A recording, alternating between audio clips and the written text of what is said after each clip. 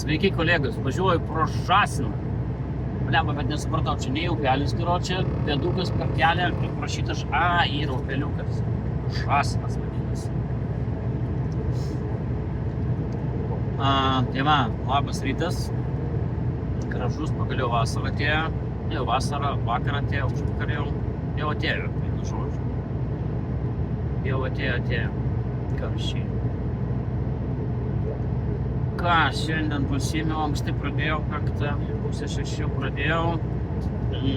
Važiuoju į man, kaip čia pasakyti, jau į prigazdintą vietovę. Jau man kiti vairuotojai sakė, ar buvai Kelmėj, o ten tai pamatysi, kaip reikia parkuotis. Važiuoju, šiandien turiu bent 2 Kelmės. Tai nežinau, kuri ten tokia stebuklinga, ar abi tokios stebuklingos. Kadangi filmuoti nelabai galiu, draudžia kompanija, tai bent jau gal papasakosiu. Pažiūrėsiu, kaip tenai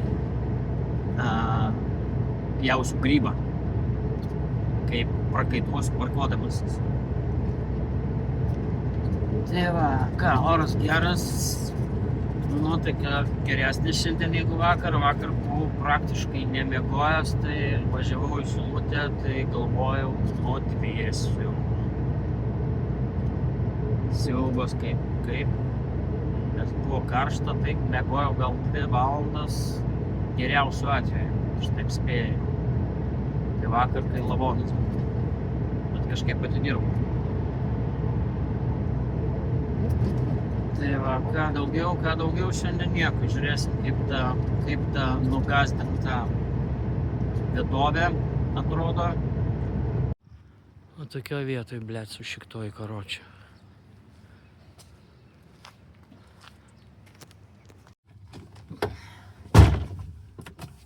Nu ką, bandom išvažiuot, blemba.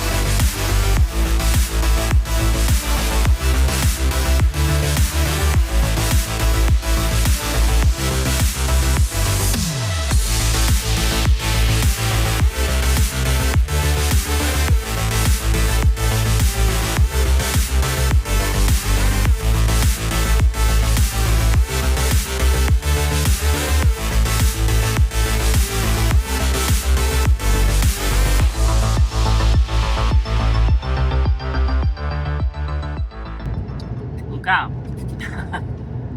Grįžau iš tos parduotuvės. Na jo. Nors 2 mašinom daugiau turbūt nebūčiau išvažiavęs.